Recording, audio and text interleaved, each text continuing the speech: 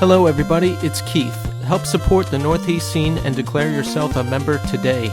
Subscribe to us on Apple Podcasts or your podcast medium of choice. Rate us and leave a review. Every little bit helps. Subscribe to our YouTube channel. It has every podcast episode plus other exclusive content. Like and leave a comment. Follow us on Instagram and Twitter at TheNEScene. Also, continue to write us at northeastscene@gmail.com. We want to share your experiences as well. And now, here's the show. On vinyl, for the very first time, through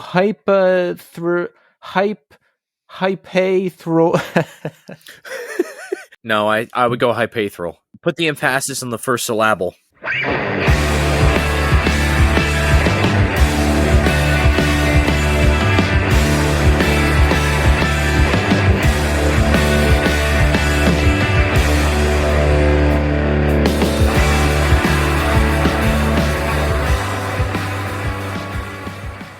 Hello, everybody, and welcome to the Northeast Scene Podcast. This is Keith. And Tommy. And we're back with a jam-packed, exciting episode. Folks, I have been to Furnace Fest. I have experienced the wonder and the magic that is Furnace Fest. It was crazy. It was insane. It was a lot of fun.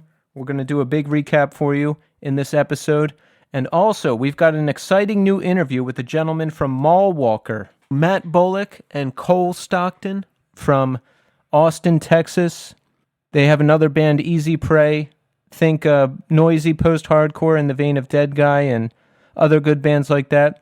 Excellent conversations, excellent bands. But Tommy, I've returned from Furnace Fest, and I'm going to tell you about the fest. But first, I have to ask you, Tommy, how you are doing.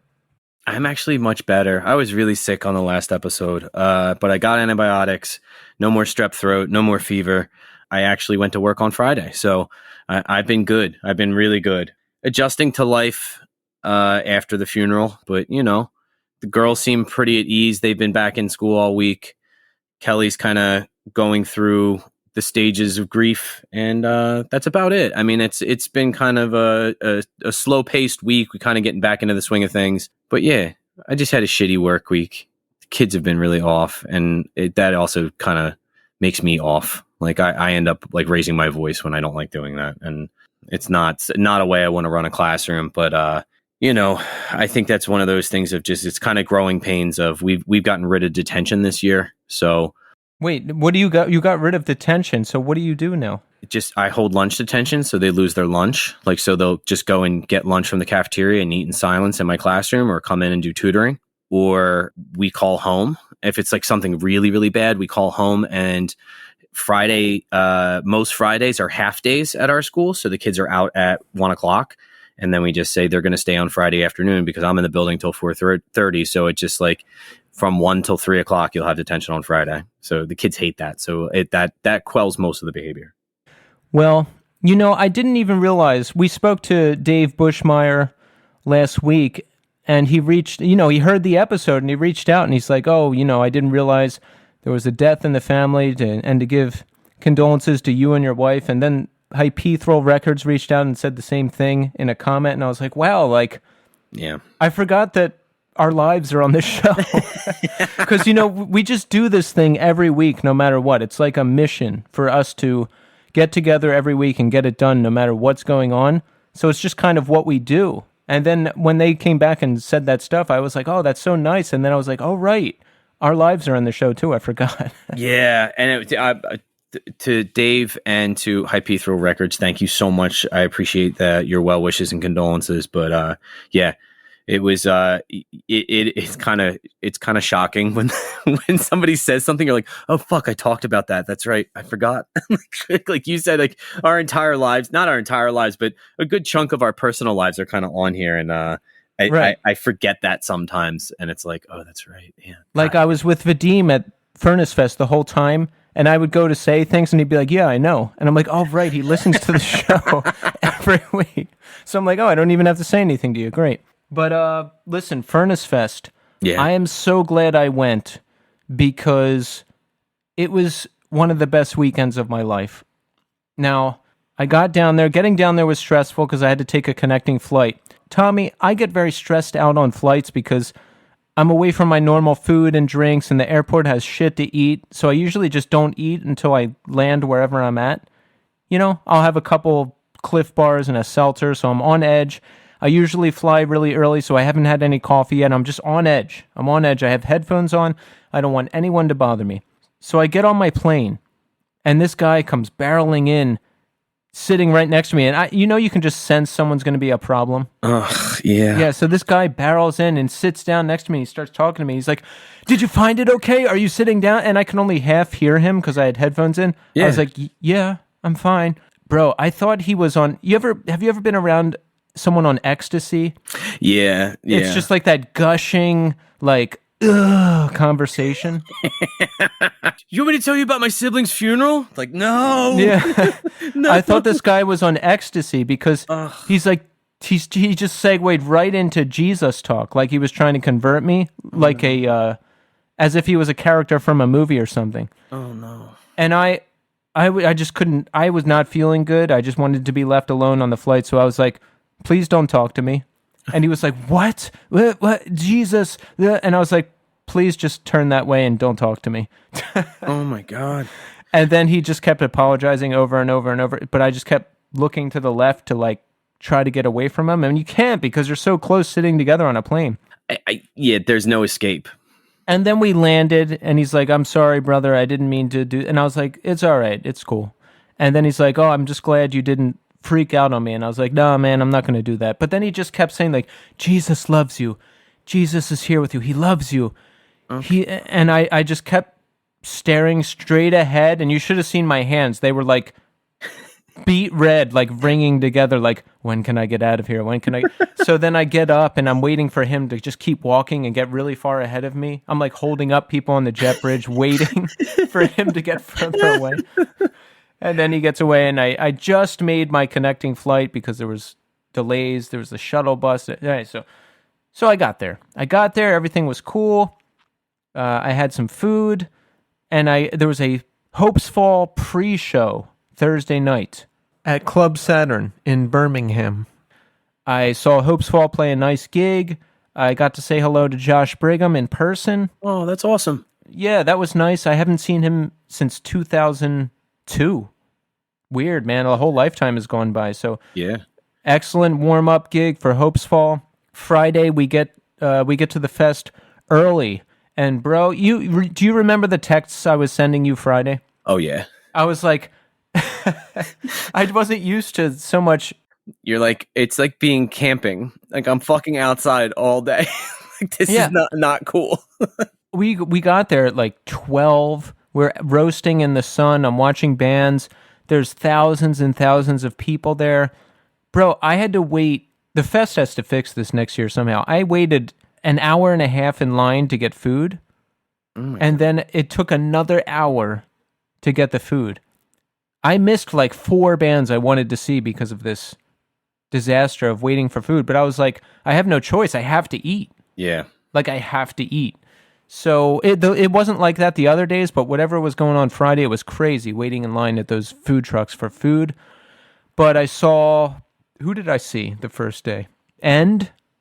Oh, dude, they're fucking brutal. I like them a lot. Yeah, they were really good. Cave In, always good. Converge, fantastic. Glassjaw. I only saw Glassjaw once. They were touring off of Worship and Tribute. It was a show with Coheed and Cambria at the TLA. I got really drunk. I got in the mosh pit for Glassjaw, and within half a song, I was sick and throwing up, and I spent the rest of the show outside sitting on the sidewalk. Ugh.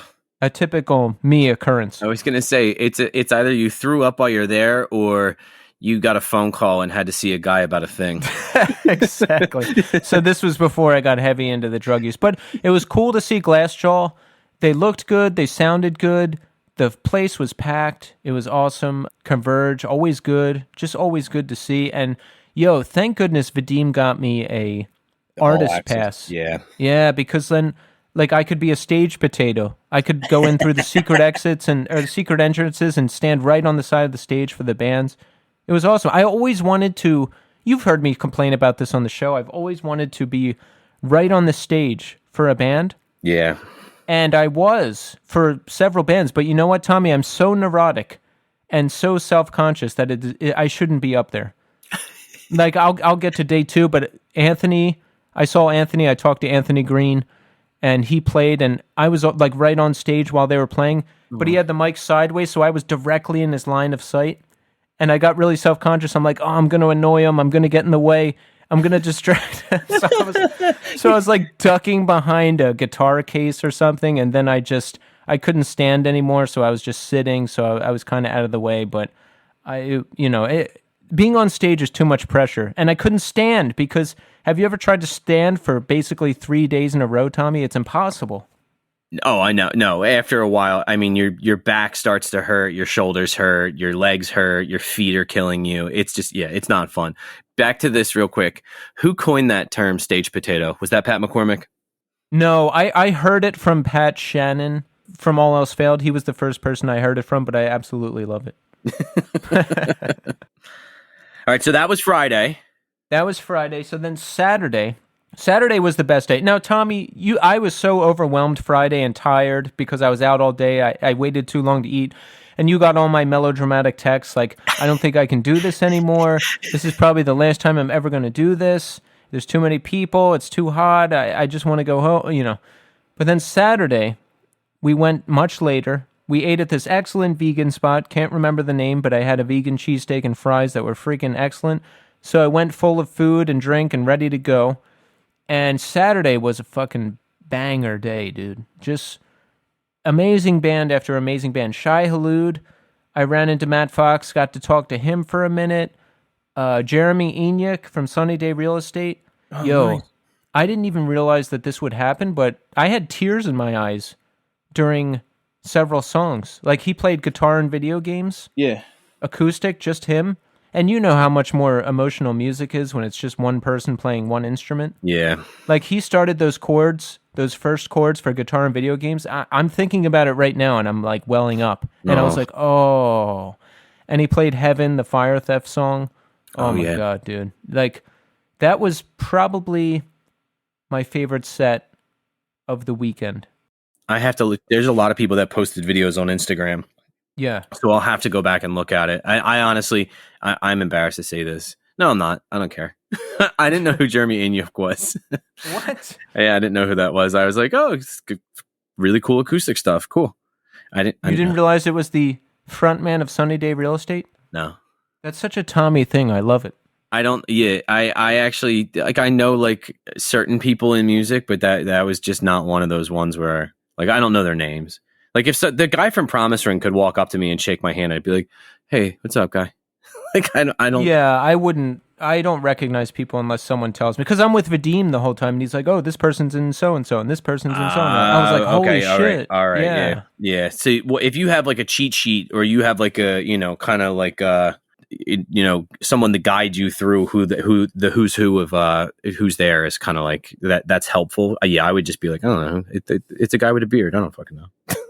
It's some guy. But Jeremy Enick is Jeremy Enick. I mean, or am I saying it wrong? Enick. Enick. Be well, Tommy. Be well. Yeah. Great band. Great set. Piebald. Dude. Yeah. Dude. I haven't seen Piebald since 1999 or something. Oh my God. They were freaking awesome too. The Casket Lottery. Oh yeah. Yeah, I've been talking to Stacy. This is funny. Stacy, the bass player for Casket Lottery. Yeah. And he's like, yeah, come say hi. And I was like, sure.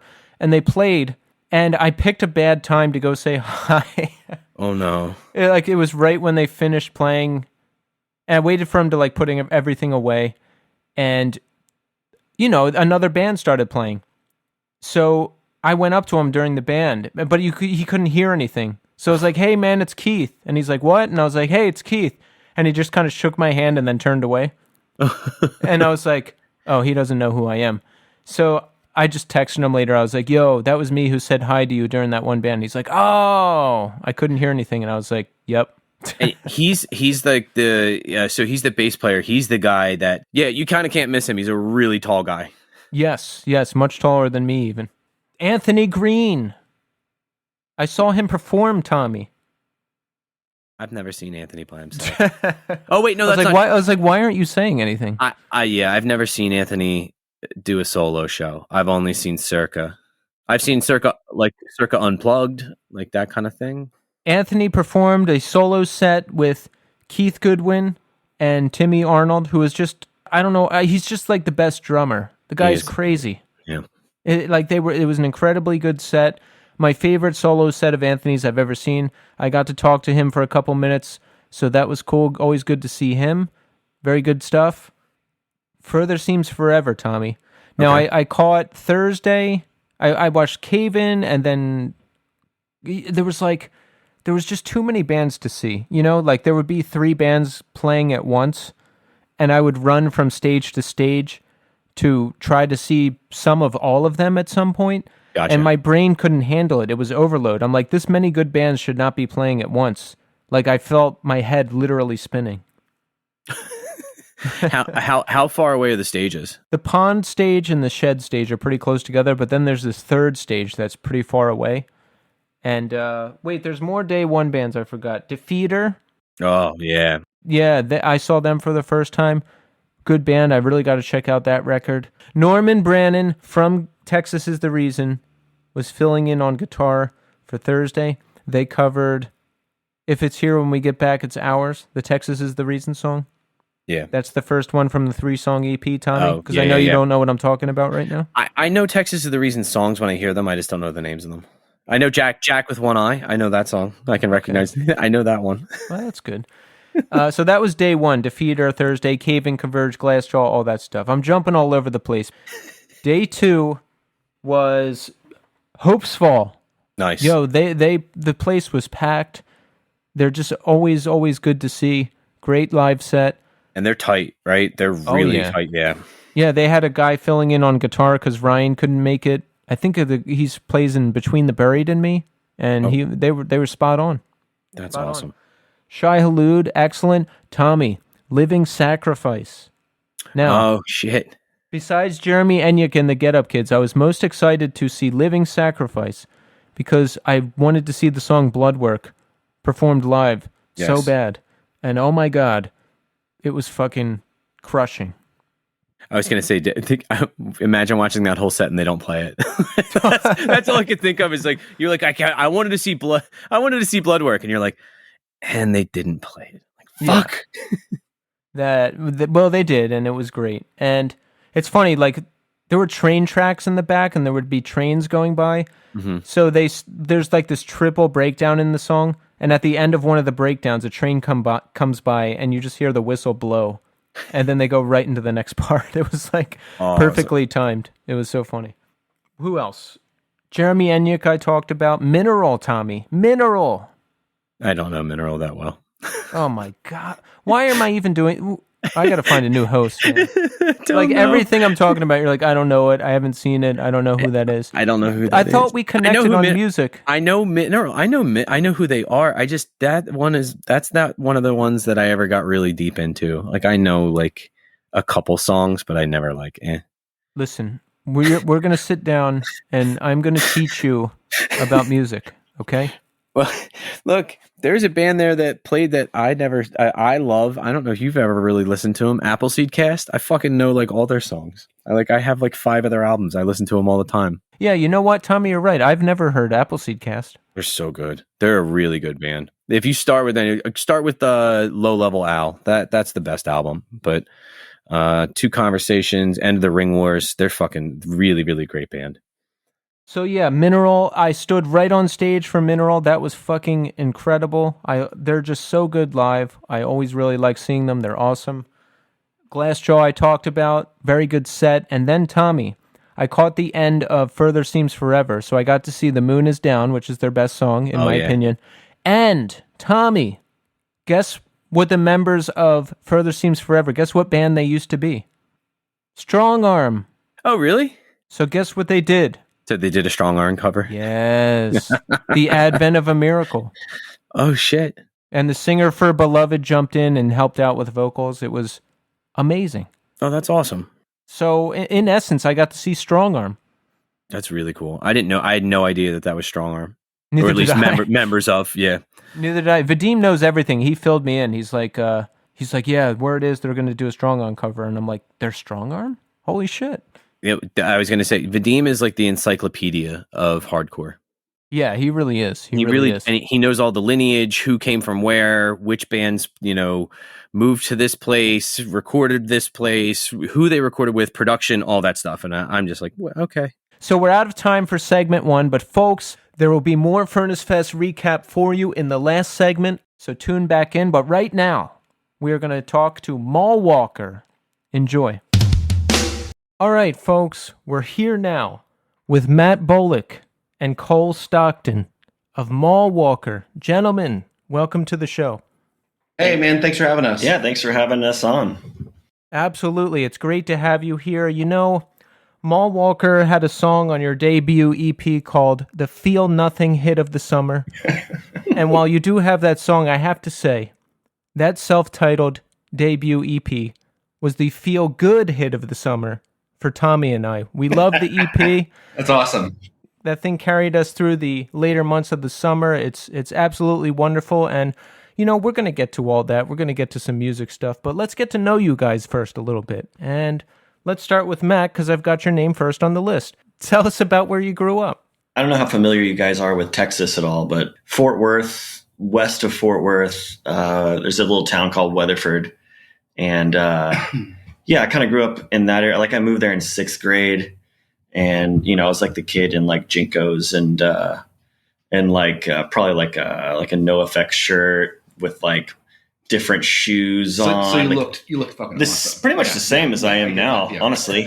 Like, 2 different shoes, maybe 2 different socks, who's to say? Yeah, that was kind of where I grew up. So it was mostly just like, we were the cutting horse capital of the world. What does that mean? It's like, it's a rodeo thing, I think, where you've got like a horse and then you like cut a head of cattle out of like the group and then you rope it and then you like tie it and then you like wear like really tight wranglers and then you do it in the dirt. That's kind of what I've got. I'm super relieved it does not involve cutting horses. 0% cutting horses. No horses were sliced. Yeah, but that's what I thought was going on. Yeah, So I hear you. I hear you. But yeah, so that was like our claim to fame in that town. So like, if that gives you any perspective on like me listening to like punk rock and like growing up, it was I was a bit different. Was there a thriving punk rock scene there, or was it the type of deal where you and only 2 other kids were the ones listening to punk rock? It wasn't a rich punk rock scene, guys. Not really. I think I remember, yeah. I mean, I remember meeting some kids that lived just outside of town that I did not go to school with. And I'm not 100% on how I even met them. And that's we kind of like put together like a punk band, but like, yeah, I mean, my earliest memory was just meeting kids that liked Green Day, I think. Yeah, that was for our generation, say what you will about Green Day, but I think Dookie was a rite of passage for a lot of people around our age. That was the first CD that I got, and that was kind of my first foray into the world of punk rock. Yeah, I would agree. I mean, like, I remember we covered, like, was it 10,000 Light Years Away? And like, doing that, I felt like I was essentially the coolest kid within, like, 500 miles of myself. Like, I feel like we'd really, like, figured it out. And then we, of course, like, it covered a hornsless version of like Beer by Real Big Fish at some point. So we failed there, but we were doing like, we all did that. Yeah. We were doing well for a bit there for sure. And then like a lot of like, Cheshire Cat era Blink-182, I feel like was like my first go at it. Nice. So Cole, how about you? Give us a little bit about your background. So, we're both from Texas. I'm from Dallas, and like, it's so shitty. And like, this comes up when I talk to people from Dallas, and I'm like, oh, where in Dallas? And they say a suburb, and I'm like, oh, that's cool. I'm from regular Dallas. I'm like such an asshole, but I'm from regular old Dallas. And I hated Dallas. I hate Dallas. Yeah, Dallas is a pretty conservative area, so it's like the anti-Austin, I think. I think it's come around in its years. But yeah, growing up, like I'm from Tarrant County, and that's like the Fort Worth area. That was the reddest county in the country for a long, long time. Right. So yeah, and there were Dallas is a big place, so it's big enough to have music, but I certainly didn't have a ton to do with any of that, especially when I was little. And yeah, samesies. I went to the record store and got Dookie and I don't know, Out Come the Wolves, maybe. Cool. But yeah, I mean, the exposure to punk or exposure to any subculture is only what you have access to at the time. So, you buy those Green Day records and you're like, oh, this is fucking punk. So punk. Oh, this is crazy. And then you're like, oh, well, it's a good entry point, I think. Yeah. See, Tommy and I went to private schools, and this is when, if you listened to music, you were a freak, or if you were in a band, you were a freak. It wasn't cool. So in our respective schools, there was only maybe 2-3 kids in the whole school into punk rock that we knew of. Yeah. Same. Yeah. I was going to, there was a band at my school that was like a heavy band. Like they were like big into like Slayer and Metallica and stuff like that. But they looked the part of like, pastel ties and khaki pants, and like they wore the uniform that everybody else did, so kind of had to sniff those people out. Like you kind of had to be like, oh, they got a patch on their backpack, what is that? No effects? Okay, For sure. Yeah, I remember I must have been like 12 or 13, and I went to a party from another one of like the nicer private schools, and a band played, and they were all our age, which I was like, this is amazing. Like, wow, what a cool group of dudes. And they played Nirvana covers. But I only realized that later. I thought they were definitely Nirvana. I mean, I had fucking no idea what that was. Yeah, you're like, this is the coolest. Wow, this is actually kind of good. Like, should we talk to him? Like, That's funny. But yeah, I think that's like I had gotten a drum kit. I do not play the drums. That's true. I'd gotten a drum kit like a week before that, and I went home and I was like, Mom, give me a guitar. I hate the drums. I should have done the same. Can't like serenade a lady in school to drums. No, drums are tough, but the great thing about drums is that if you're good, you're guaranteed to be in a band forever. Mm-hmm. or multiple bands. Yep. Yes, definitely multiple bands. Yeah. For sure. Matt gets to be in multiple bands with me. Yeah, that's what we do. That's how we've always done it. That's a beautiful thing. So, guys, give me a rundown on Texas cities, because I've been to them plenty of times, but I don't understand the lay of the land really. Now, Austin, of course, is the more artistic, free-thinking city. I think I've gathered that much. But what about like Houston versus Dallas? I would say like Houston culturally, I think both cities culturally are way more rich than what we have here in Austin. Yeah. They like diversity, like Austin is a very white city, like Very. and there's not a lot of museum situations happening. There's just the art scene is more indie and like kind of. And Houston has a pretty incredible Yes. music scene and art scene. An art scene and Yeah. like some really notable museums. Same with Fort Worth and Mhm. Dallas, honestly. And so I don't know. I think Houston is like I've only been spent like a little amount of time in Houston. Yeah. But like we've done some shows. And Yeah, I mean that's that's the shitty part about you play in a city that's cool and you're like, I'll come back. Right. I'm going to come back here next week. And you don't. And you don't. And it's like 3 hours away and you don't. But like, growing up in Texas, like driving anywhere in Texas is like, I think for you guys driving to like, I think you could probably hit like 37 states from what I can. I mean, I don't know. Exactly. But, it takes me like 8 hours to get out of Texas. Yeah, if you drive west, you're in Texas for like 8 to 10 hours. So, Jesus. so trying to get to Houston, like as a kid, man, shit, dude, like as a kid, not to get off tangent from like Houston and Dallas, but like in Weatherford, if I was going to go to a show and I was going to Dallas, I was driving an hour and a half with like a packed car full of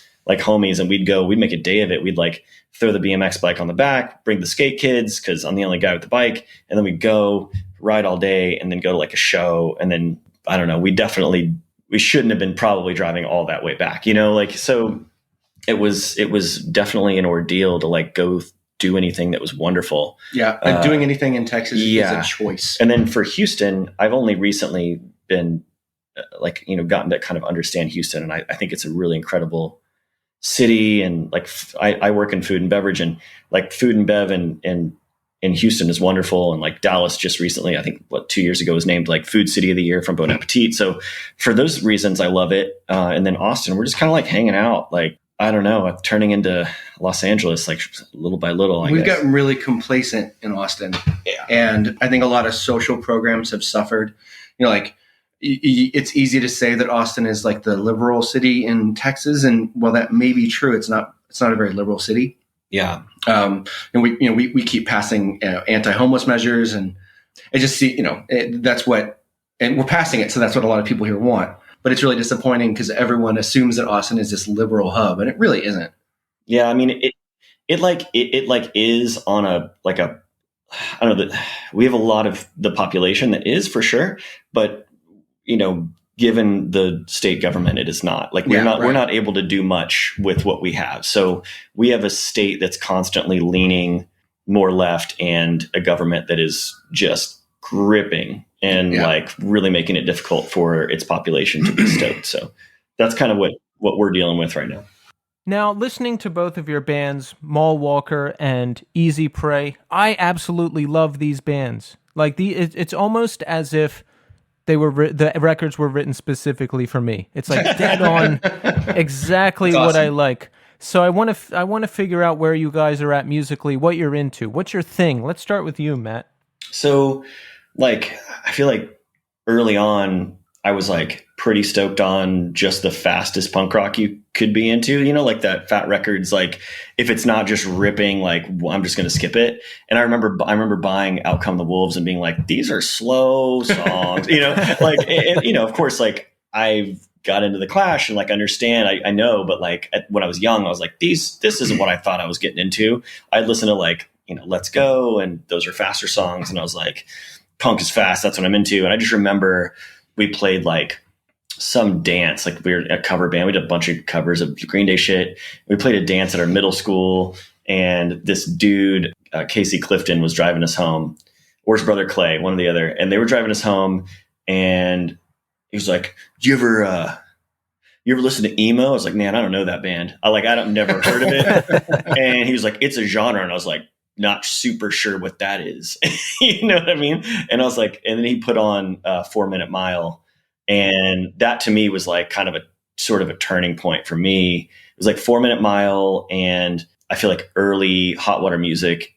And that all came to me from that moment, and also just a lot of like BMX culture. Cause I just grew up watching BMX videos, being in that scene, reading all the magazines, like listening to, like the magazines would have reviews of these records, like the First Grade record, and like the first like Alkaline Trio record, like these things I would read, and I just listen to them, and I download them, and just try and absorb all of it. So I feel like that's kind of where I come from in that respect. Is just like really getting stoked on the music that really like made me want to ride my bike. And then from there, it was like everything had changed. I went from being just stoked on punk rock and being in a punk band to showing the dudes in the band I was in, like, "Hey, have you ever heard this?" And they were like, "Get out of here." Anyway, we're going to do a Misfits cover tonight. Cause it's like, and I like, which I love, but it kind of pushed it for me.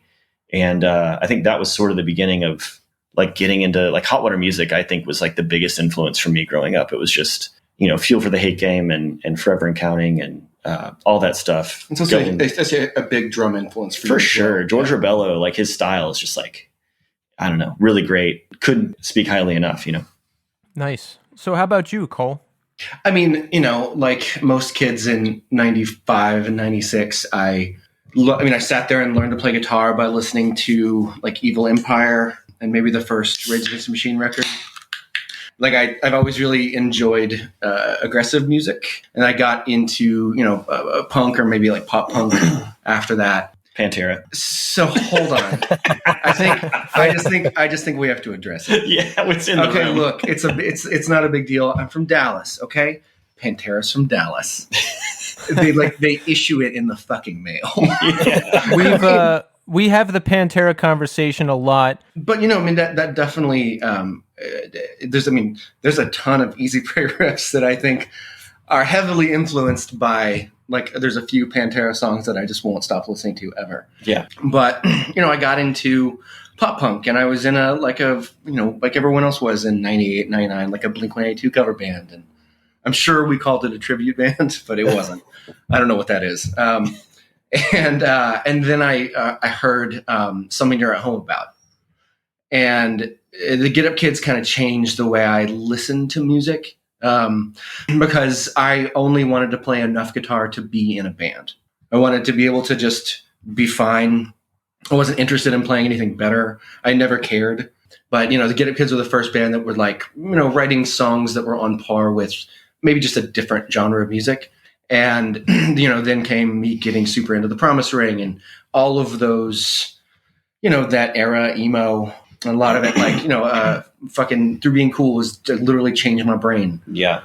But, slowly, as everyone else in that genre did, especially dudes who weren't 30 in 99, you get into hardcore because that's somehow the direction. I'm not really sure how that works. I feel like a lot of people go the other way, but I might be wrong. I think you're probably right, honestly. Yeah. Yeah, I started with the heaviest, craziest metalcore and then segued right into emo, all the classic stuff, Promise Ring, Texas Is the Reason, Get Up Kids, all that. Yeah. Going back to me loving Rage Against the Machine when I was little, like, riffs are rad. I love riffs. I'm always going to like riffs. And I think that's what, like, the two things I like are heavy stuff and emo. And I think both those genres have pretty sick riffs. Oh, yeah. And then, like, the third, ninth, 800th emo wave, whatever we're calling it, and, like, bands like Glockamora came out, and you're just like, oh, well, this is it. I didn't expect, Perfect Records to still come out in the genre that it seemed to be sort of done. And a lot of that is the influence for why Maddie and I have been trying to start an emo band for a long time and didn't, but now we're in an emo band. True. It's like, what else are you going to do at What else are you gonna do? 36, 38? Mm-hmm. Yeah, it's time, really. Yeah, you guys have the exact situation going on that I want right now. Late 30s, emo band, and a really awesome heavy band. That's what I want. I want both. I want it all. Come on down. Yeah, dude. You're in. You're hired. You're in the band. You're both hired. Mm-hmm, you're both All right, hired. Tommy, I'm moving to Austin, and it will not affect the podcast because we do it remotely anyway. You guys are pros. So, I was going to ask you guys, where are you guys located? I am in Brooklyn, New York, Cool. and Tommy is just outside Philadelphia in Feasterville, Pennsylvania. Awesome. Yeah, but we originate from Bucks County, Pennsylvania, and that is, it's just outside of Philly. So Cool. that's where we grew up, and there was a very rich scene there. Many, many awesome bands came from there, and that's what inspired us to start the podcast. That's awesome. And now we're worldwide, baby. We're talking to bands everywhere. Tommy, are you still here? No. When you said I lived in Feasterville, I thought I was going to say that. So I was like, oh, he's saying it. Never mind. I'm sorry. I stole the show from you. No, it's okay. Tommy's been texting us. It's fun. He's like, this guy never shuts up. You know what I was going to say, though? And this is, I came to this conclusion last time we talked about Pantera. And this is my, not my final thoughts on it, but Pantera, the execution is perfect. Pantera, the idea, is terrible. Agreed. Yep. 100. I mean, isn't that the case with so many things? Like, where, like, the fan base ruins the thing you like? Precisely. Yeah, that's it. That's dead on. Because it's like everything I loved when I first heard, like, Domination or Primal Concrete Sledge. Like, I went, this is what I've always wanted out of music. This is amazing. And then I met people that were into Pantera, and I was like, never mind. Nope. You're like, this is what I want out of people.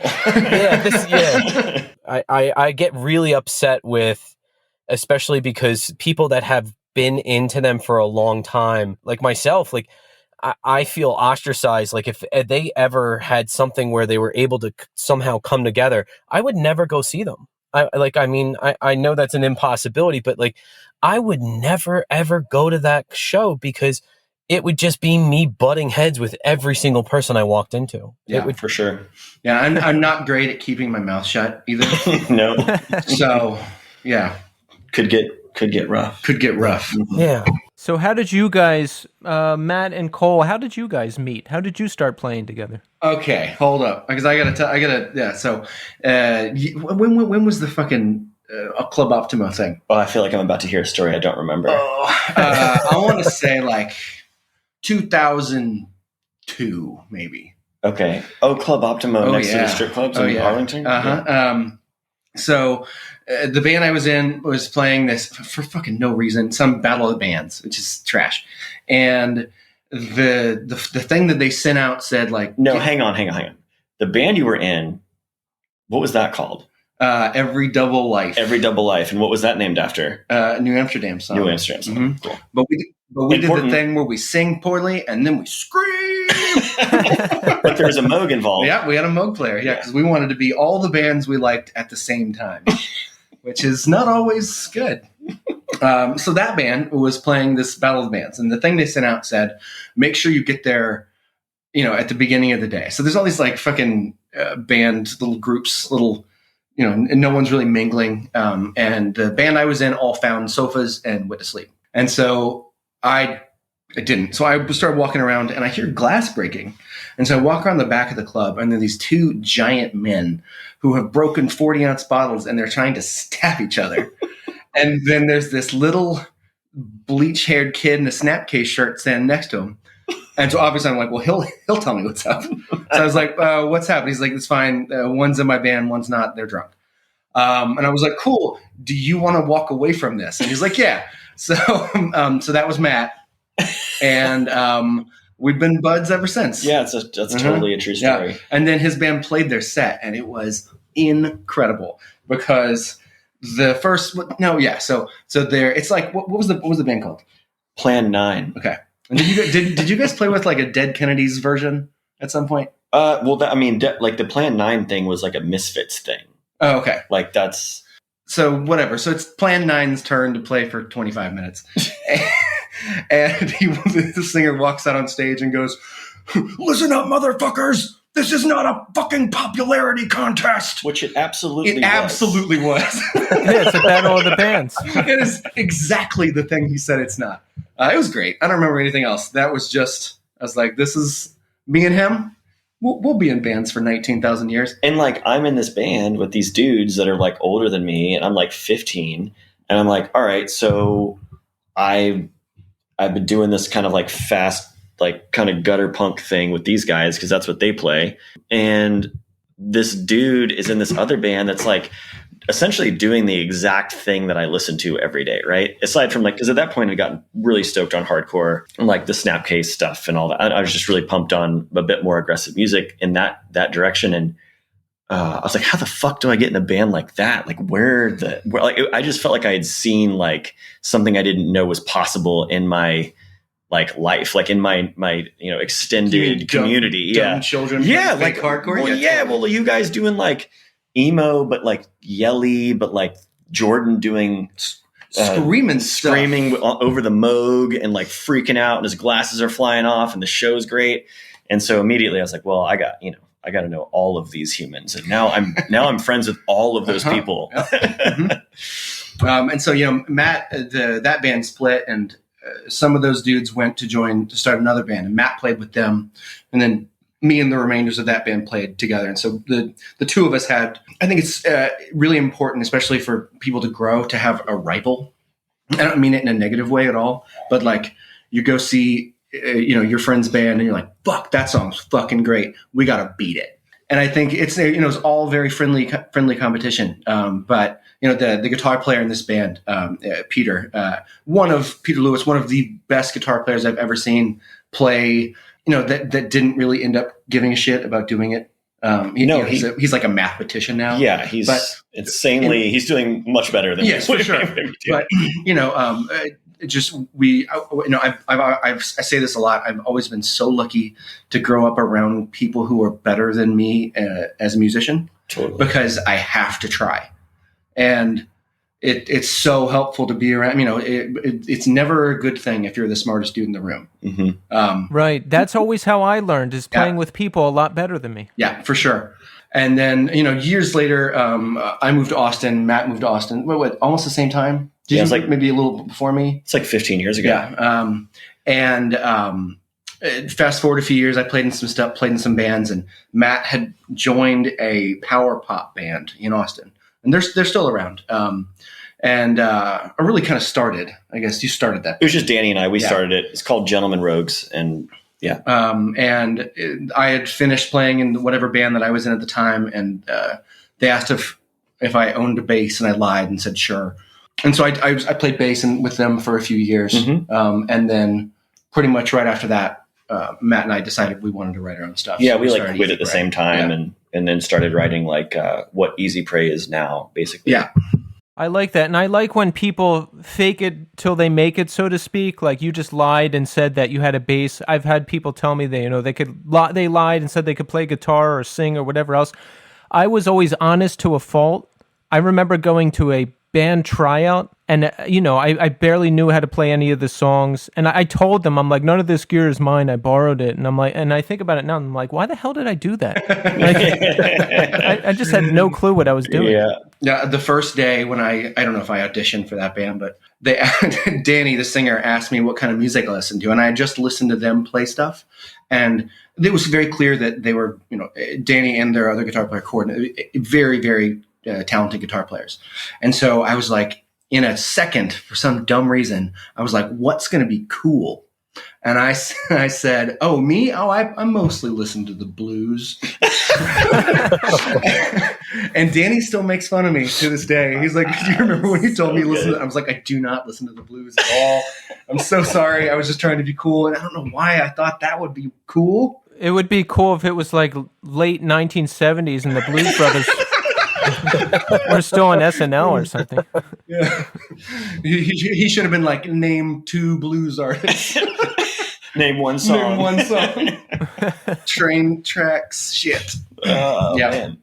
So you guys have been playing together for a while now, huh? Yeah, a long time. Yeah. So what kind of other bands have you been in leading up to Mall Walker? That's how you got on my radar, and I want to get there. But what's some of the other stuff you've been involved with over the years? So, we've been doing Easy Prey for the last 7 years.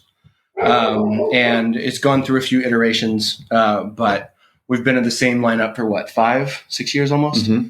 And then before we did Easy Prey, I was in a rock and roll punk rock band called United Snakes. And it was mostly just a Riverboat Gamblers ripoff. Our practice space also shared a wall with them, which is sort of how I ended up. So I also play guitar occasionally with the Riverboat Gamblers. And they're a Austin, Texas, Denton, Texas band. And we leave Saturday morning for punk rock bowling in Vegas. So it ends up being funny that I was just ripping them off, and then I was like, "Oh, I'll just play your songs instead." That's a better idea. I also once tried out for Riverboat Gamblers, and I didn't learn any of the songs before going in, and then I showed up, and then I didn't know the songs because I hadn't learned any of the songs, and then they were like, "No," and I was like, "That makes sense." That's a really good call. I didn't really want to be in the band, but they were going on Warped Tour, and I was like, that sounds sick. Mm-hmm. Like, I like parking lots. Sure, sign me up. I love that. Like, you just don't learn the song. Did you think it was just going to work out somehow, maybe? Or like, kind of. Like, I mean, I knew, like, I'd listened to them, and then, like, I remember, like, I didn't have a drum set at the house, and I remember, like, I was watching, like, the Olympics or something, and I was, like, had them in my headphones, and I was just, like, trying to, like, drum along on pillows. And I was like, I'll probably, I'll get it. Were you really just drumming along to, like, the Beijing opening ceremonies, like, all the drums? you show up, and they're like, yeah, this is fucking weird. Like, yeah, no. dude. Yeah, it was, what are you going to do? What are you going to do? Mm-hmm. You guys got on my radar because my boy Corey Brim from Glassing posted about you.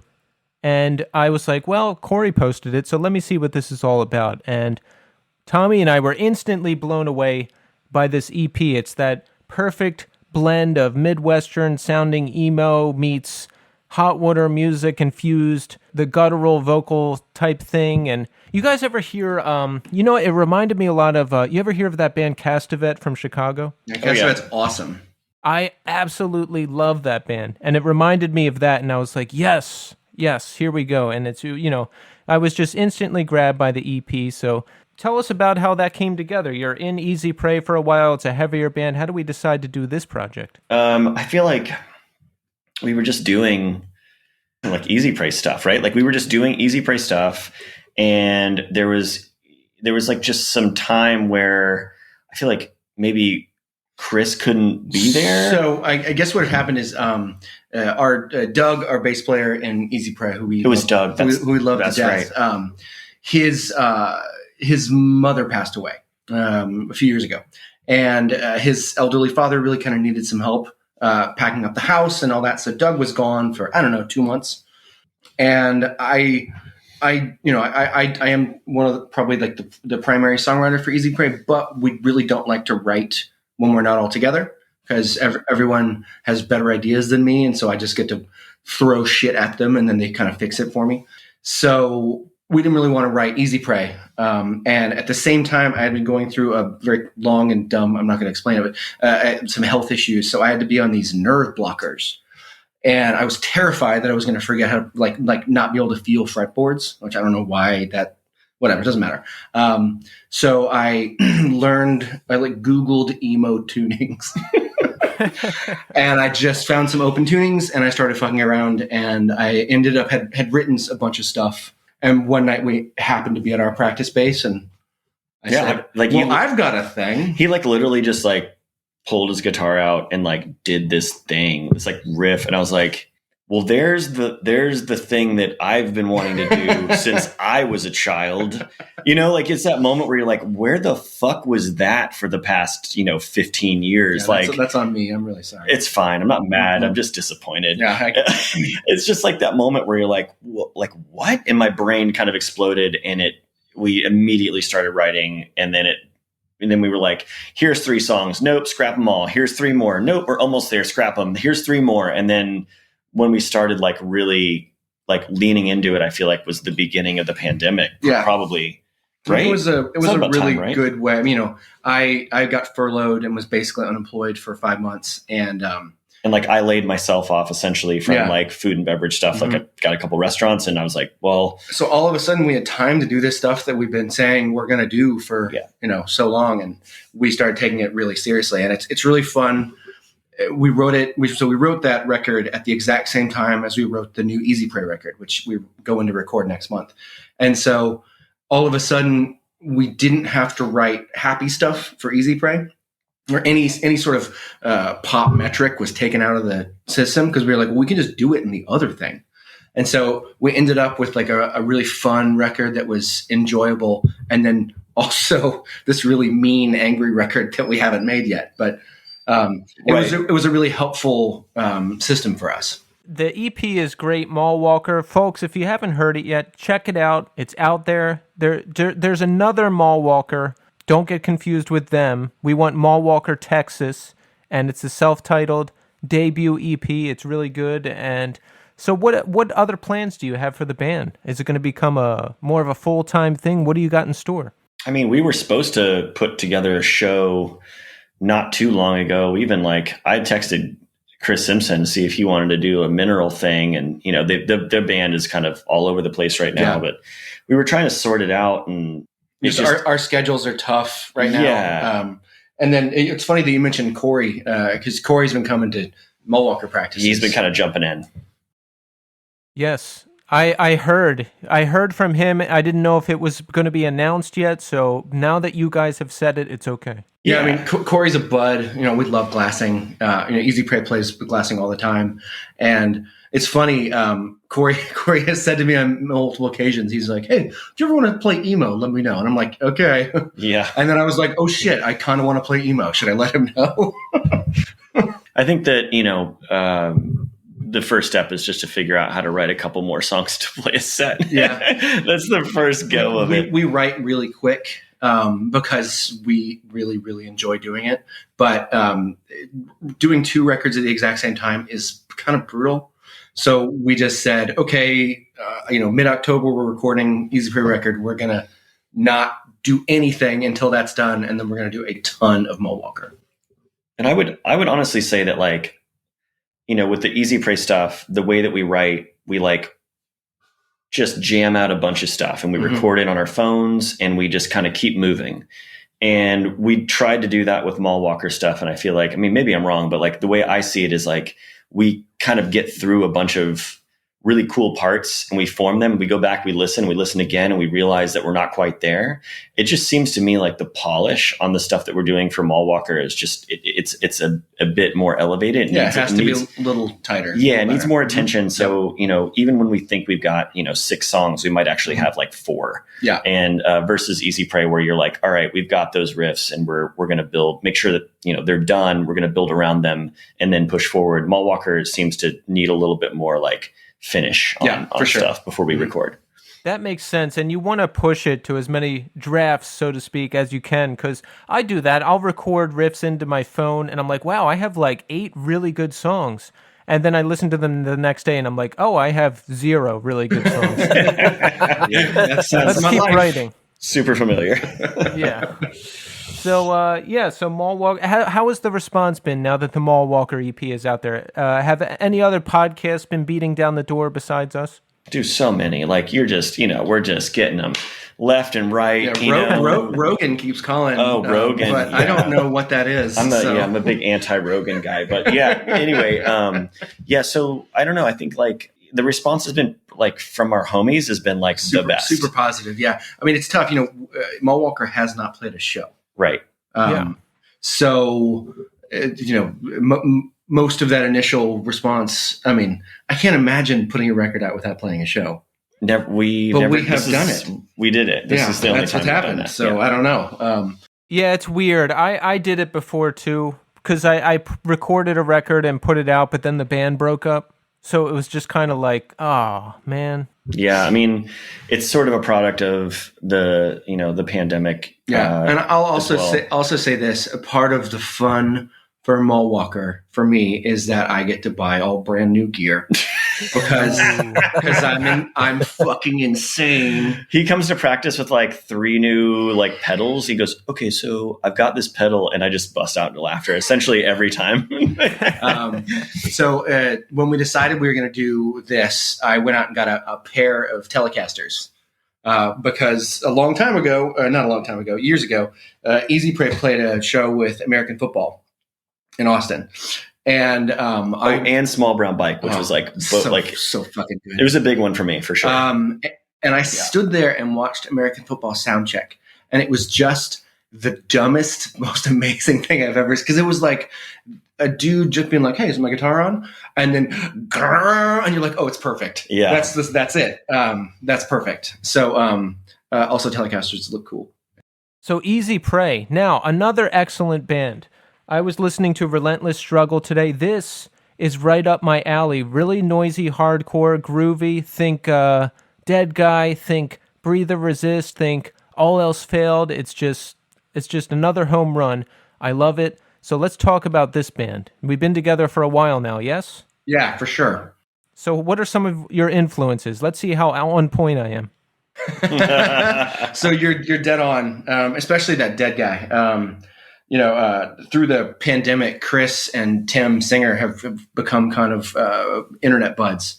And Tim came down to Austin for not for us, or I don't even know if it was just for us. Yeah, it was not. And Tim came to a Easy Prey practice, which was really cool because it's the Dead Guy. That's insane. Yeah. But he's Dead Guy's and now the Bitter Branches stuff, which is just awesome, is a huge vocal influence for Chris for sure. Maddie and I, the brand of hardcore that we love is, the Snapcase, especially that like kind of percussive riff style. For me, it's like These Arms Are Snakes. Yeah. Like I find myself in that zone more often than not. Yeah, for sure. Yes, that's another big one. Yes. Mm-hmm. There's a lot of bands that do it. I pull a lot from like sludgy and doomy stuff sometimes.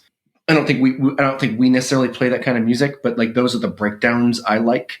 Is the slow breakdowns, like not necessarily mosh parts, but just like fucking groove shit, which I get a lot from Pantera. But fucking I can easily say I get it from Bong Ripper, and it works the same way. Yeah.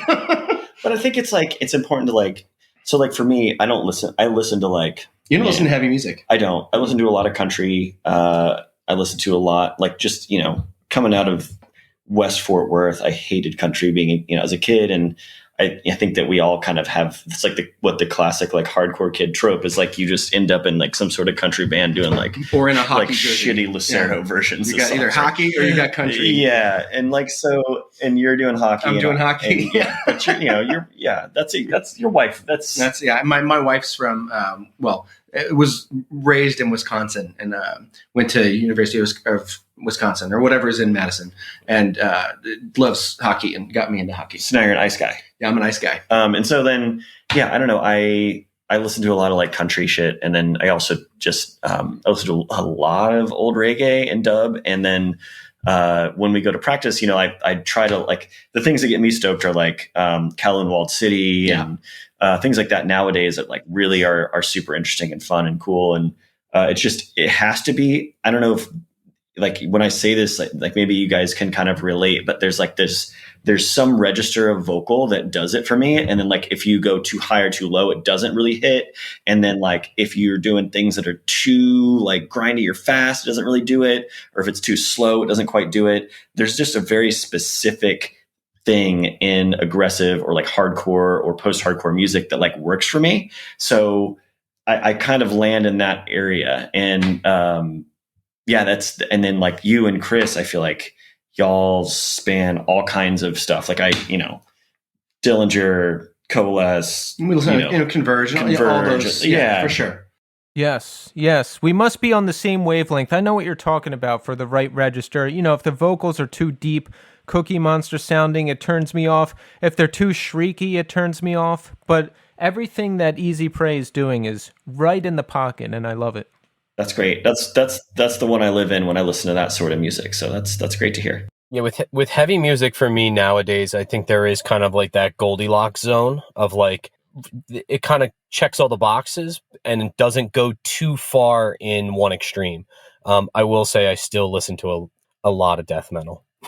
Yeah, like a lot. I've listened to you guys, and I know you do the death metal, and I hear that, and I totally dig it. It's just like for me, I've kind of narrowed down my love of aggressive music to a pretty specific zone at this point in my life.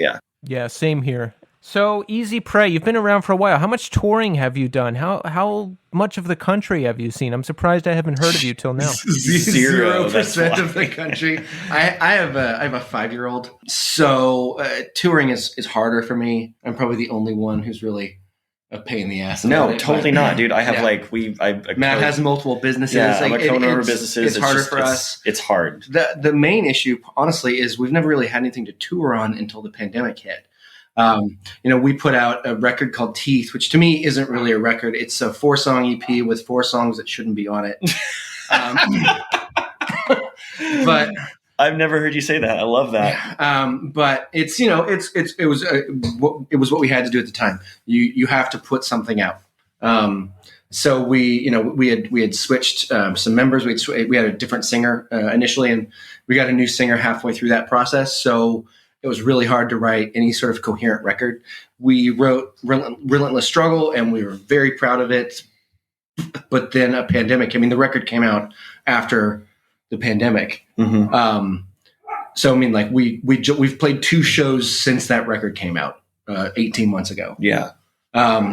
So we fully expect that the touring situation is going to change for us once we have something to support.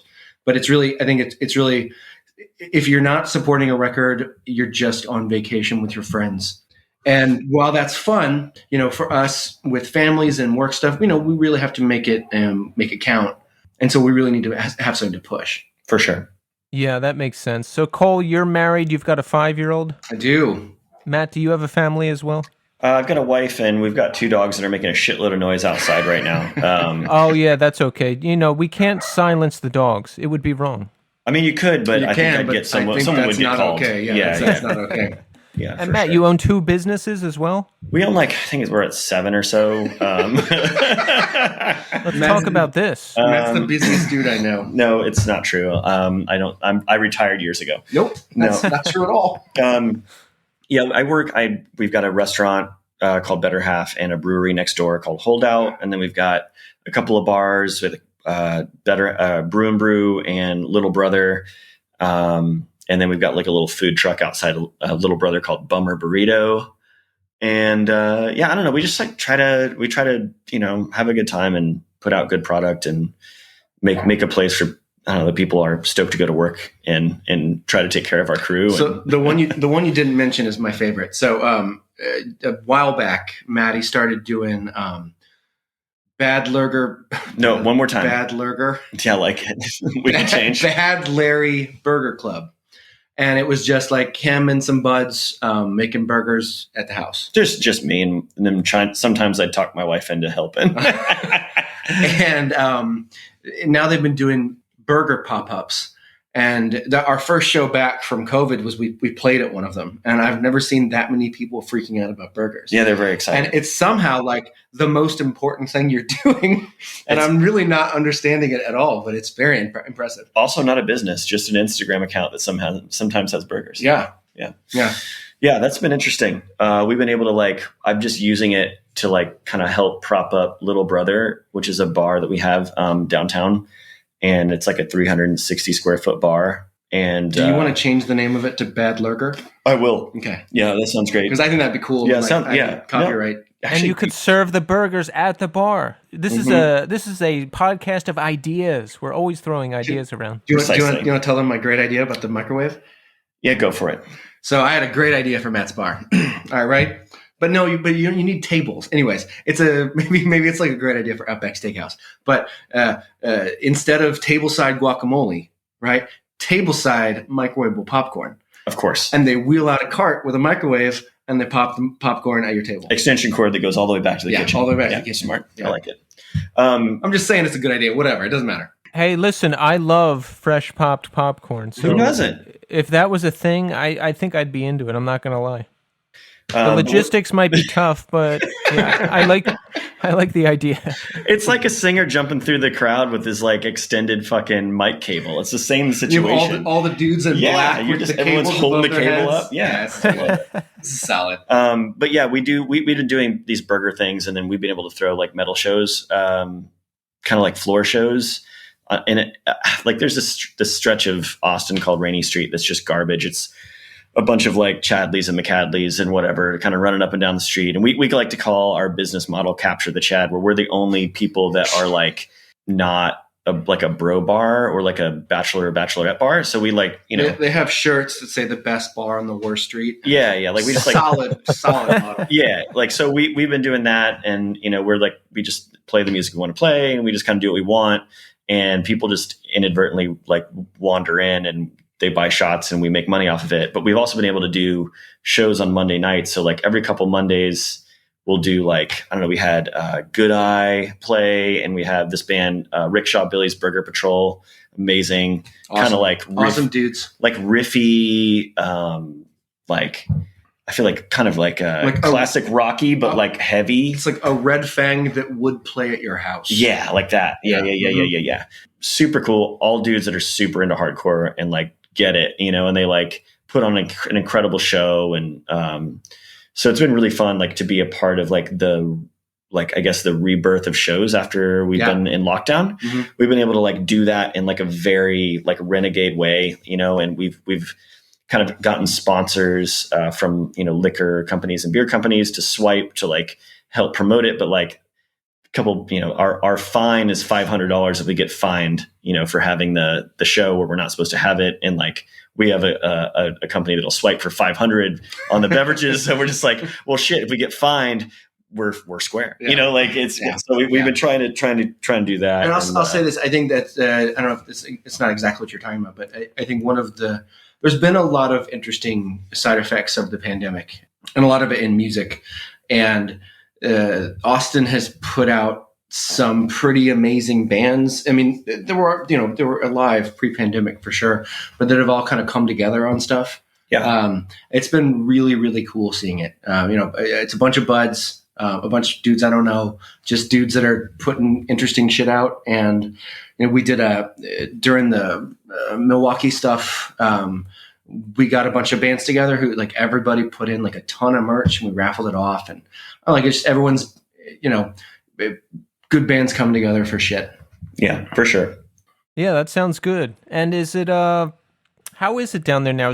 Are things opening back up a little more? Texas is one of those states where they don't really require masks or too many restrictions, right? Things have been open for months. Yeah, we're full on. Things didn't close. I mean, yeah. I mean, there were They definitely did. places that didn't, but for the most part, yeah. Like it's been, especially with the restaurant situation, it's been really trying. We have a state government that won't let the city mandate anything that will keep like our staff safe or allow us to like make decisions that are best for our businesses. But good news, everyone gets guns now. Yeah, now everyone has everyone. You can just No have mask. a gun. Don't walk around with a mask. You but can just have a gun. that gun is fine. Yeah, just walk around with it. You'll likely get COVID, but if you see the virus coming towards you, you can shoot it. Yeah, 100%. you can just shoot it out of the sky. Yeah, and if you see a mask, you can shoot that too. Yeah. Whatever you want to do. So too. Yeah, for sure. Let's recap, gentlemen. Let's recap. So we've got Mall Walker. We've got the EP out there. We want to listen to that. Yes. Yes, please listen to that. Listen I'd to that all really you love want. it if you did, and That'd be rad. And when you do, I hope it makes you feel a certain way. Yeah, Mhm. One day we'll have merch. The Mall Walker EP was the feel-good hit of the summer for us. It was the perfect summer record. I loved Oh, it. man. Like that was the first thing I sent to Keith was like, he wrote like, "Hey, you want to listen to this?" And I was like, "Okay." And I wrote back and I was like, "It sounds like Castavet put out a new record." And he's like, "Yeah, it's fucking amazing, right?" I'm like, "Yeah, That's awesome. Is there any physical releases or shirts or anything that people can buy to support you? we'll I mean, not yet. We'll have shirts. Yeah. Our buddy Keith Davis Young does the graphics on it, and we've got shirts coming at some point. I think we're just going to hold off until we're doing shows. Yeah, for sure. We had talked about doing a vinyl release ourselves. We felt that it was irresponsible to ask a label to put out a record for a band that hadn't played a live show. Yeah. Which I think is a fair. I mean, I wouldn't want to try to push that on anybody because that seems insane. Except for I like sent it to a lot of people. Yeah, sent it to a lot of people. But so we had talked about doing it ourselves, but we've all just been uncomfortably busy. So we said, let's play a show, and we haven't, but we are absolutely going to do that soon. That's exciting. I hope I get to catch you at some point. And then we've got Easy Prey. We've got Relentless Struggle out. Yes. We've got a new album that we're recording. Yes. Yeah, for sure. When can we expect that? So we have hooked up with Hell Minded Records out of, is it New Jersey or Philadelphia? Believe it's Jersey. Okay. And he's been super fucking cool. And so we're doing a full length with him. I think mid 22 is the idea. We're recording in a few weeks. Nice. So we look forward to that as well. So what else? Is there any other projects going on or different things going on that we didn't cover that we want to cover here in the end? I mean, honestly, I feel like that was a lot. I'll say this just because I have a chance to plug it. There's a band from San Antonio called The Grasshopper Lies Heavy. Oh, my God. They put out the record of the year a few weeks ago. I suggest anyone who has a second go listen to it. Yeah, 100%. Seriously. And then we've got a band in town called Exhalants that if you haven't listened to Exhalants yet, I mean, honestly, I'd have them on if I were y'all. It's going to hit you guys directly in the pocket you're talking about. It hurts. It hurts. It's so good. Incredible. It's one of those, and honestly, same with that Grasshopper record, but yeah, it's one of those times where a band you've played with a bunch of times puts a new record out and you go, these guys are from our town? Yeah. And you're like, yeah. I mean, you're simultaneously like jealous totally and like, level. Yeah, and like absolutely. stoked. In the right way. Yeah, Yeah. for sure. I like the sound of that. You see, my favorite thing is when I'm editing the episode, all the bands that the band mentions, I go through YouTube and listen to them all, and I discover tons of new bands that way. And the Austin connection is real. This Will Destroy You posted about Glassing. That's how I found them. Corey from Glassing posted about you. That's how I found you. The cycle continues. And Chris King is a good friend of mine from This Will Destroy You. He's a good bud. Oh, nice. Good fam. We're all fam here. Yeah. Austin's a small town. Yeah. The Philadelphia to Austin pipeline is real. There's a lot of back and forth. We have friends that move down there and vice versa. When I was living in Philadelphia, people were always talking about moving there. It seems like the same vibe in that it's a small town city. Like everyone kind of knows each other. You're bound to bump into somebody you know. For sure. The one thing we need that you guys have is a sandwich culture. We just do not have that here. Oh my God. Listen, you cannot get sandwiches anywhere like in Philadelphia, even in New York City. Like the hoagies and the cheesesteaks and everything going on in Philly, there's absolutely nothing like it in the rest of the country. I'm fully aware, man. I totally hear you. We do not have that here. So going back the other way, can you give us a band that we should listen to because you've heard our band? Let's see. Let's think about this, Tommy. Have you guys heard All Else Failed? Yes. I don't know. I don't know. Could pick anything I out. don't think I have. Okay. on the I list. always recommend them. They're in the noisy, chaotic, hardcore vibe. You know, they're one of their best records. This Never Happened just popped up on Spotify recently, so I highly recommend that. I think you'll love it. What else, Tommy? What else do we like lately? You guys into hip hop or no? Totally. Yeah, actually. OT the Real? I don't know. I don't know what that is. Okay, I'm in. It's literally the letters OT and the Real. There are a half dozen tracks off the top of my head that are just bangers. Absolutely. And he's a kid from, I think he came from Framingham, Mass, but he moved down here when he was like 15 or 16. And he's kind of like a mixture between of like the smartness of Gangstar and kind of Mos Def, like where it's really culturally based, and then also kind of a mixture of that like kind of gangster, like guns and drug stuff. Cool. Dope. Yeah. That sounds awesome. Yeah, he's really good. Drugs are fantastic. So, yeah, I'm super into that. Oh, you're speaking to the choir here. I mean, I love them so much, I can never do them again. Yep, I hear that. We don't really do them either. We just think they're cool. Just think it's cool. Well, guys, it's been an absolute pleasure talking to you. We really love the music that you're putting out, and I hope we get to meet and see the bands one day. Yeah, absolutely. And we just wanted to say thank you for coming on the show. Yeah, thank you guys for having us. This has been rad. It's awesome. And if you're ever down here, just please hit us up. Yeah. Absolutely. We'll buy you a terrible sandwich. I'm into it.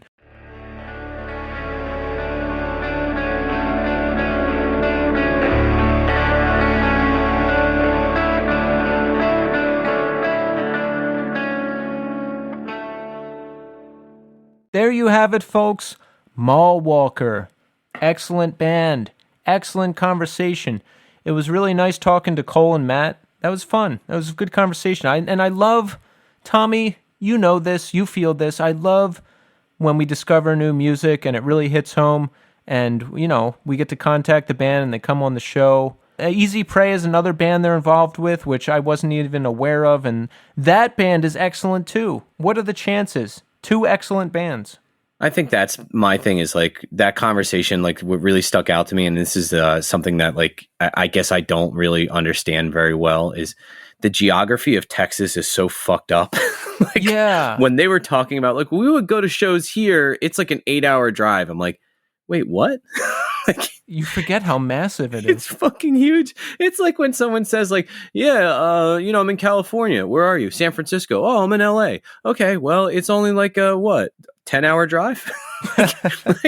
It's like fucking across the country. It's like literally from the top of the country to the bottom. It's fucking insane how wide that state is. And it's like, I think the other thing is whether you grew up in Texas or Oklahoma or Alaska or Bangor, Maine, the things that we all have in common of like, you know, how we got started, skateboarding, Jinko jeans, no effects, like all those things are like, it's just like, you know, like you're going to be in a punk rock. Here's your issued no effects t-shirt, Jinkos and Vans. Good luck.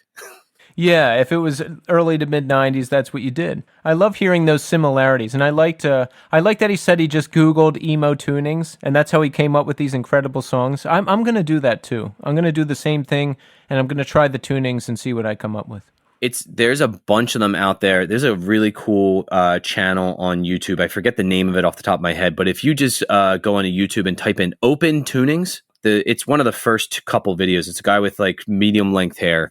He just does a really great job of like the opening is him like actually saying like, this is what the tuning is. And he goes through each note and like hits it a couple times so you can actually tune while he's doing it. And then you can literally follow along like lick for lick with everything. And like, he'll show you like, here's the basic shapes you can use and just kind of mess around with stuff after that. It's really fun. Yeah, I got to get into that. I want to get into some more guitar playing, and we want to thank Cole and Matt again for coming on the show. I love Easy Prey, I love Mall Walker, and I'm looking forward to hearing more from both. Hopefully we'll get to catch them live eventually someday too. I would love that. They seem like they have such a great energy. They have like well, we said it on the show, but like that kind of Castavet hot water music kind of feel. I love the energy of those bands when I see bands like that live. When I said, you guys are doing exactly what I want to do. You have a heavy band and an emo band. That's what I want to do. They were like, come on down. I was like, I should move down there. But what if I move down there and then I want to start a band with them and they're like, we don't really have time. Then I feel stupid. Do you remember the part where we said we were already in 2 bands? You want to start 2 more bands? I'm unsure. We don't have time for you. And there's no more room for you. Oh. And I think it was Cole. Cole runs like 7 businesses or something like that. So it's like, I think this is kind of the least of his worries. Well, Tommy, are you ready for more Furnace Fest recap? 100%. All right, so there's a couple bands left that I didn't talk about, Tommy, and I'm going to talk about them now. Day 3, I was worn out. I had to spend a lot of time sitting down because I haven't spent 3 days on my feet ever. And 3 days is usually when we go to This Is Hardcore, we go one day for, 5 hours? Yeah, like that. 5 to 6 hours tops. Yeah, so this was 3 days, all these bands, and I talked about most of the bands I saw already. There's a couple more at the end of day 3 that I didn't talk about. I did double duty and Knocked Loose played the same time as Juliana Theory, so I watched the beginning of Juliana Theory. They were great. They look good. They sound good. I hadn't seen them in a very, very long time, so that was cool. I ran over. I caught a couple songs of Knocked Loose. I've never seen them. They sounded massive. The place was so packed by then, Tommy, you could barely get in, even through the artist entrance. And apparently there was some kind of fight with the police during the Knocked Loose set. I don't know what happened. I think the set got cut short because cops were fighting with people or something like that. I don't know what was going on. I saw a little bit of talk about it on Twitter, but that's unfortunate. And then I ran back and caught the end of the Juliana Theory set, and that was really good. I got to see that Watch Your Mouth song. You know that one? Oh, yeah. I'm glad you said yes, because if you were like, no, I don't know that, I was going to freak out. I know bits and pieces, not everything, but there's a lot of stuff I don't remember really well because I just haven't listened to it in years. Like I stay with the things I know and I don't deviate from that a lot unless it's something new that like you throw at me and I'm like, oh, this is really good. Get Up Kids, Tommy. I saw them for the first time. And I was like right at the foot of the stage. And the set was just all bangers. All bangers. 4 Minute Mile, Something to Write Home About. The single from On a Wire. Some newer stuff. They played some really old stuff from the first EP. They did play Red Letter Day. It was great. They sounded great. It was awesome.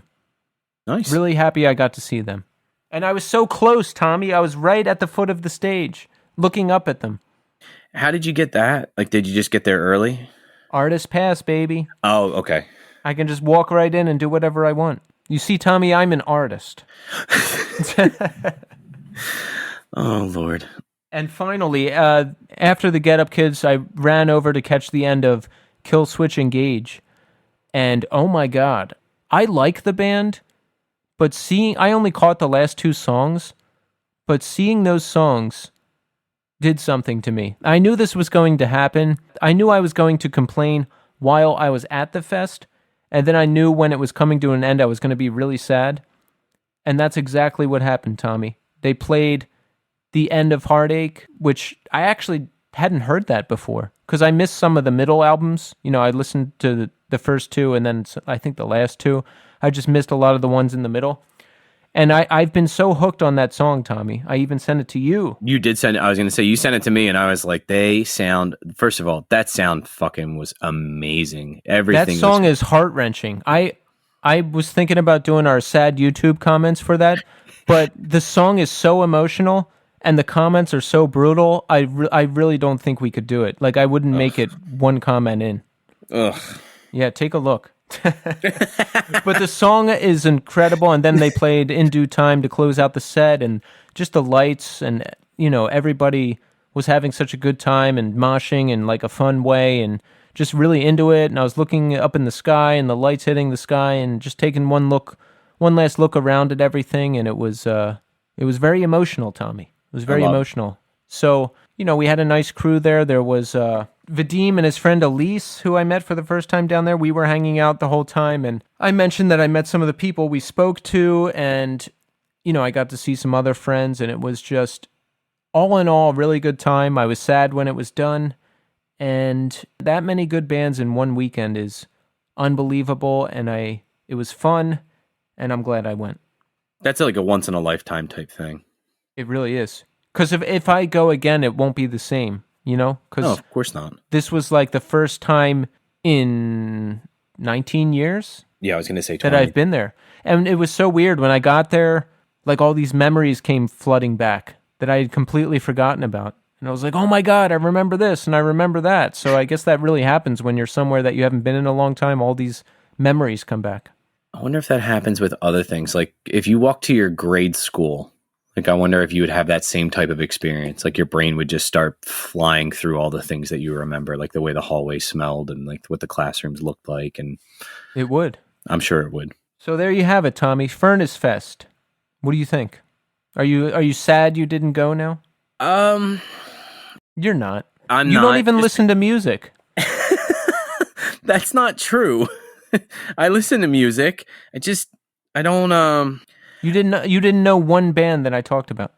I mean, I know who they are. I know. I'm just giving you a hard time. It's fun. I didn't know. Like, yeah, I like Appleseed Cast. I honestly don't even know if they played. I don't even, because a lot of bands canceled. Andrew WK canceled. He was supposed to play.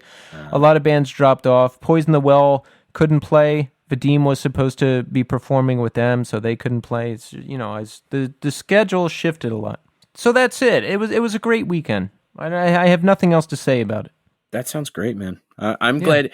I just, like my thing is like, I'm glad I didn't even try to plan to go in terms of like, I didn't know what was going to happen. There would be no way I would be, even if I was like, oh, I have tickets and I have my plane and I'm going to go and everything's going to be great. And then it's like, and then life happened. And it's like, I wouldn't have been able to go anyway with everything. Oh, right. With everything that was going on with my family. So shoot, I didn't even think about that. But it was good. The hotel was nice. I got to fly down. I flew back. I'm glad I took an extra day off because my head was spinning. Tommy, I was running from stage to stage to make sure I could capture a little bit of every band for social media. And there was just like so much social media and so much interaction. My head was spinning. I was on fire. I felt like a ravenous addict. It was crazy. That's a good thing, though. Like, because I mean, that's a good thing to be obsessed with in terms of like, for the show and everything like that. It's it's exposure. It's, you're hashtagging all those things. People that necessarily don't know the show are like, oh, I want to see stuff from Furnace Fest, or I want to see Kill Switch, or I want to see Mineral. And, now they're looking at it and they're like, oh, what is this? And then. Exactly. And folks, I have made some new connections. There will be some exciting new guests. There will be some guests who played the fest. There will be much more Furnace Fest discussion coming, so hang tight. It's going to be good. Love it. Folks, this is the part of the show where I ask you for the things we need, and I'm going to keep doing it until we get it. All right, here we go. Follow us on social media, Instagram and Twitter, The NE Scene. Rate us 5 stars on Apple Podcasts. Leave a review. We haven't gotten a new review in a minute, and we need more. If you like the show, leave a review. We'll read it on the air. It's fun for us to read. And it's fun for you to listen to. I mean, come on. Spotify playlist. We do a Spotify playlist every year that has music we like and all of our guests, as long as they're on Spotify. So check that out. Search the Northeast Scene 2021 and follow the playlist. There's a lot of good stuff on it. A lot of good stuff, including, Mall Walker and Easy Prey. Yes. All right.